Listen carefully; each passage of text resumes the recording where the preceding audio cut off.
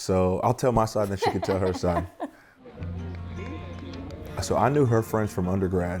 I went to the University of Colorado. She went to Northern Colorado. So after I wrapped up playing, I was living in California, and one of her friends and one of my friends, they were like, hey, we have a friend that you should get in touch with. And I'm like, I'm not into this, blind dating kind of thing, but just got the job to go and intern at the University of Colorado, start my coaching career, and moved down there 2015. We met, talking turned into dating. Now here we are. So that's my side. Let's hear what she says. I think you told it pretty well. Okay, good. Yeah, good job. Did you know what you were getting into as a coach's wife, and kind of how have you adjusted your life? Yeah, no idea, You were actually. warned. You were warned. I mean, yes, but he was GA at Colorado. I'm from Denver, so I was at home, I knew he worked all the time. So, he got me to fall in love, and then I realized, oh crap, this is like the real deal. I don't think it really sunk in until Probably Kansas. Kansas, yeah. And that was my first time away from home. So at that point, we moved to Lawrence, and that's when I was like, oh, this is real.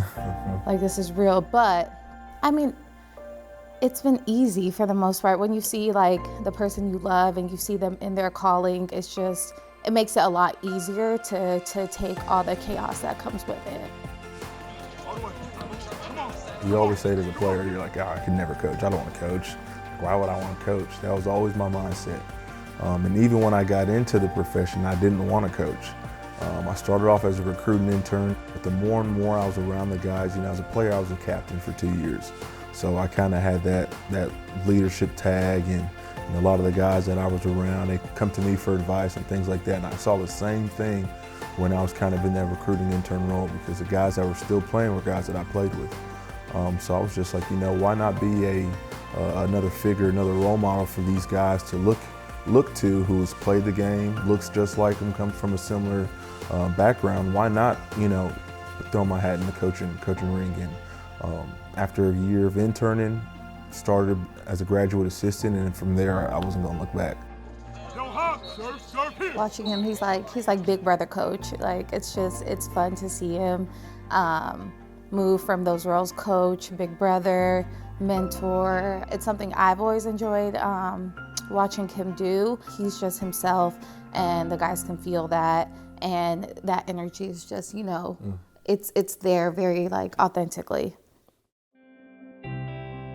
When this opportunity came about, she was the first person I called and asked, hey, is this something that you want to do? Because I knew at the time, if this wasn't going to work for her, it wasn't going to work for me.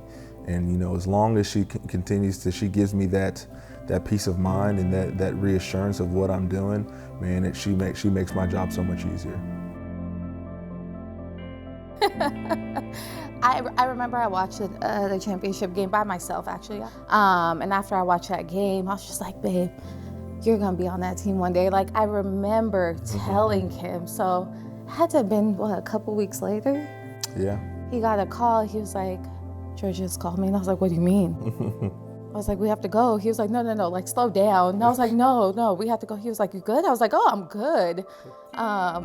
So for us, we were in a place where we were just really excited with whatever was to come. I think I was super excited that an opportunity like this, found its way to him. But again, I think when you're walking in your calling, what's meant for you will always find its way to you. So, he was like, are you really good with this? And I was like, no, I honestly, it's the two of us right now. We don't have many things holding us down. It's an easy yes for me if it's a yes for you.